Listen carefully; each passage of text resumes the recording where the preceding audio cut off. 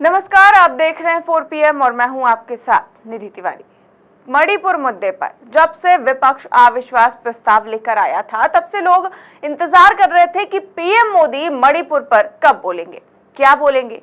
और कल आखिरकार पीएम मोदी संसद में आए, 2 घंटे से ज्यादा का भाषण भी दिया। लोग इंतजार करते रहे कि मोदी जी मणिपुर पर कब बोलेंगे, लेकिन उन 2 घंटों में केवल मोदी जी ने चुटकुले सुनाए, मस्खरी की, शायरियां सुनाई, विपक्ष का मजाक उड़ाया और हमेशा की तरह आधे से ज्यादा समय तक कांग्रेस को कोसते रहे और अपनी योजनाओं का बखान करते रहे। और मणिपुर पर बोला केवल 2 मिनट, वो भी मजबूरी में। मजबूरी इसलिए कह रही हूं क्योंकि 1.25 घंटे तक विपक्ष इंतजार करता रहा मणिपुर पर पीएम मोदी का वक्तव्य सुनने के लिए, लेकिन तब पीएम मोदी जी नहीं बोले। जब वो नहीं बोले तो आखिरकार विपक्ष ने सदन से वॉकआउट कर दिया। इसके बाद मजबूरन पीएम मोदी को बोलना पड़ा, लेकिन बोला क्या? सिर्फ ये कि महिलाओं को इंसाफ मिलेगा, मणिपुर में शांति का सूरज उगेगा। और इसके आगे उन्होंने कहा कि अमित भाई यानी कि अमित शाह तो मणिपुर पर सब कुछ विस्तार से बता ही चुके हैं। अरे मोदी जी, क्या प्रधानमंत्री अमित शाह हैं? विपक्ष आपसे बुलवाने के लिए अविश्वास प्रस्ताव लेकर आया था, गृह मंत्री से नहीं। खैर, पीएम मोदी ने बोला। उसके बाद अब पीएम मोदी का जब कल भाषण हुआ तो गोदी मीडिया में मोदी जी का डंका बजने लगा, हमेशा की तरह। हेडलाइंस देखिए किस तरह की चलाई जाने लगी। 72 घंटे आरोपों की मिसाइल, अब मोदी स्टाइल। मोदी का महाप्रहार, धारदार, धमाकेदार, धुआंधार। पीएम का दम, कहा विपक्ष ने फैलाया भ्रम। अविश्वास प्रस्ताव पर मोदी की ताबड़तोड़ बैठक, सफलताओं का जिक्र, विपक्ष को क्यों फिक्र। पीएम मोदी का विपक्ष पर प्रहार असरदार। टीम इंडिया पर कैप्टन मोदी का ताबड़तोड़ प्रहार। इसके अलावा कुछ थंबनेल्स भी, किस तरह के थंबनेल्स लगाए गए ये देखिए। आर भारत का थंबनेल है, मोदी का महाप्रहार जोरदार धमाकेदार, हिल गया इंडिया।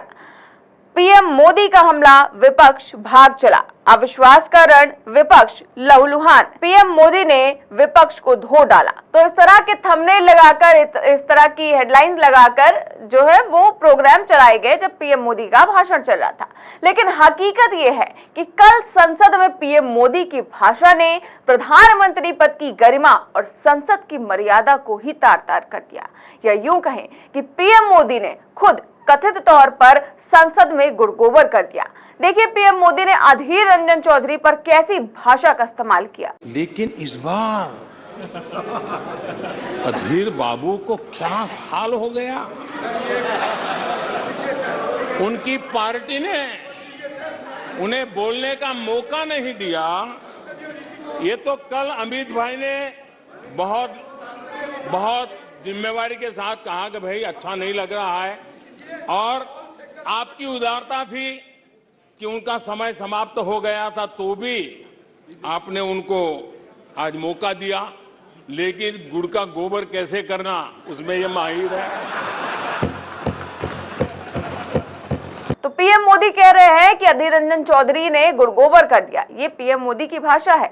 मोदी जी ये तक भूल गए कि विपक्षी नेता अविश्वास प्रस्ताव मणिपुर जैसे गंभीर मुद्दों को लेकर आए हैं, न कि केवल भाषण देने के लिए। लेकिन पीएम मोदी तो पूरे समय केवल चुटकुले सुनाते रहे, विपक्षी दलों का मजाक उड़ाते रहे और किसी राजनीतिक रैली की तरह अपने सांसदों से नारे लगवाने लगे। तो आखिरकार विपक्ष ने सदन से वॉकआउट कर दिया। ये इकोनॉमी को डुबाने की, ये इकोनॉमी को डुबाने की, ये डबल डिजिट महंगाई की, ये डबल डिजिट महंगाई की, ये पॉलिसी पैरालिसिस की।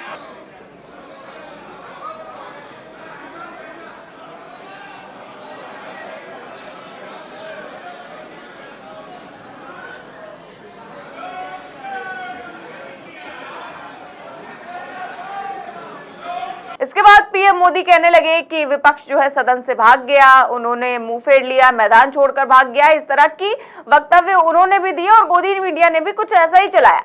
लेकिन सोचिए मणिपुर के ऐसे हालात हैं, लेकिन पीएम मोदी इस तरह की भाषा और इस तरह का भाषण संसद में दे रहे हैं।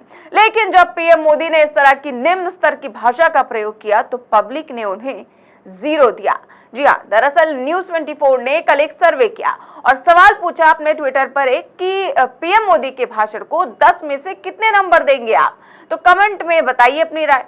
इसके बाद इसमें ज्यादातर लोगों ने पीएम मोदी के भाषण को क्या दिया, जीरो। देखिए जरा मैं आपको दिखाती हूँ, ये कुछ स्क्रीनशॉट है। सभी ने, किसी ने जीरो दिया है, किसी ने -10 दिया है, किसी ने 3 जीरो दिया है, तो किसी ने फिर -10 दिया है। इसके आगे देखिए 000 और एक यूजर ने भी लिखा है कि शून्य की भी एक गरिमा है, वैल्यू है और उसे कम नहीं करना चाहता, इसलिए जीरो बिल्कुल नहीं।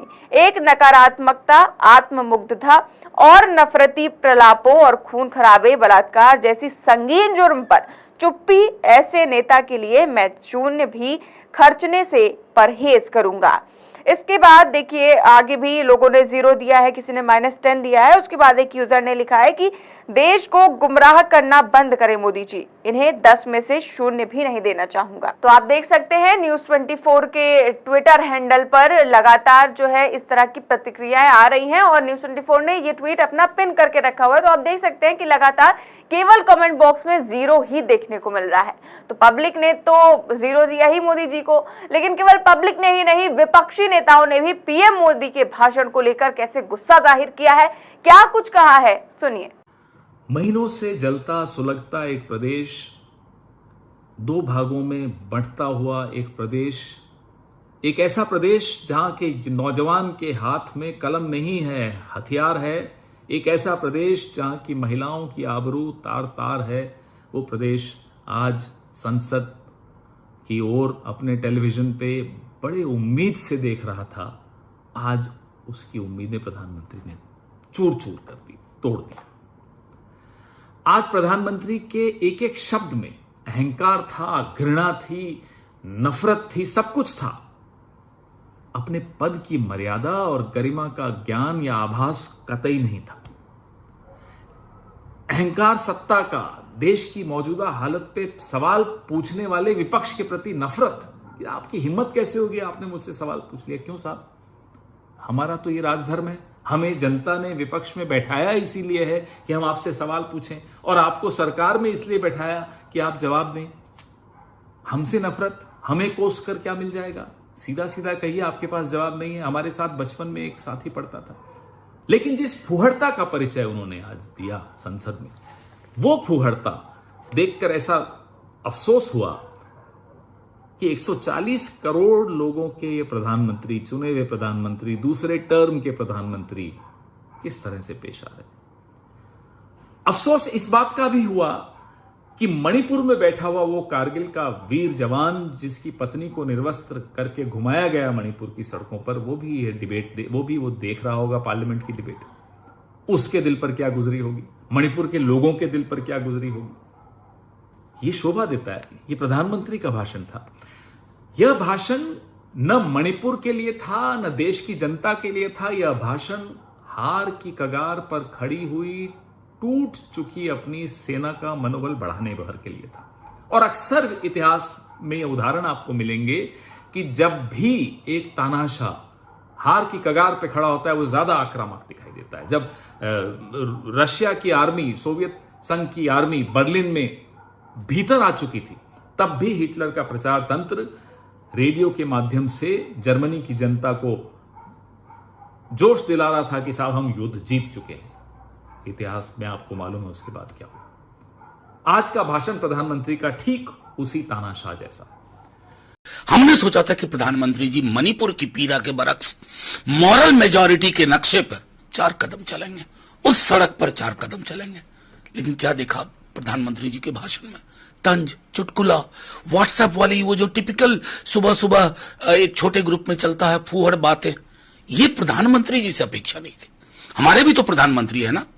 मैं मणिपुर होके आया हूं, आज वो सामने बैठे जब रहे होंगे टेलीविजन सेट्स पे कि प्रधानमंत्री जी हमारी पीड़ा, हमारी जो इतने दिनों से सुनने की आकांक्षा थी, मलहम लगाएंगे।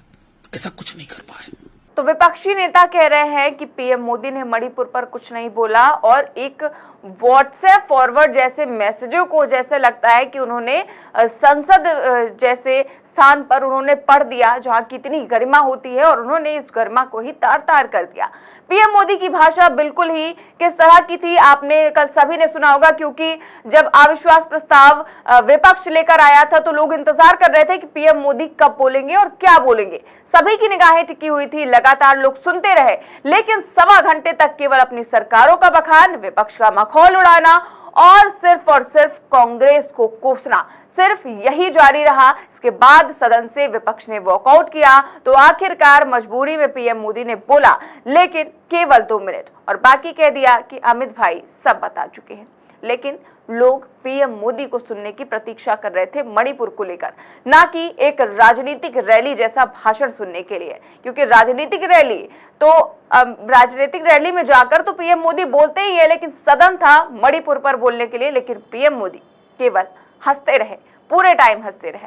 अब आप पीएम मोदी के मणिपुर जैसे गंभीर मुद्दे पर ऐसे भाषण को लेकर क्या सोचते हैं, हमें कमेंट बॉक्स में जरूर बताएं। और क्या आपने कभी इतिहास में संसद में किसी प्रधानमंत्री का ऐसा भाषण देखा है, हमें जरूर बताएं। देश और दुनिया की तमाम बड़ी खबरें जानने के लिए देखते रहिए 4 PM न्यूज नेटवर्क। नमस्कार।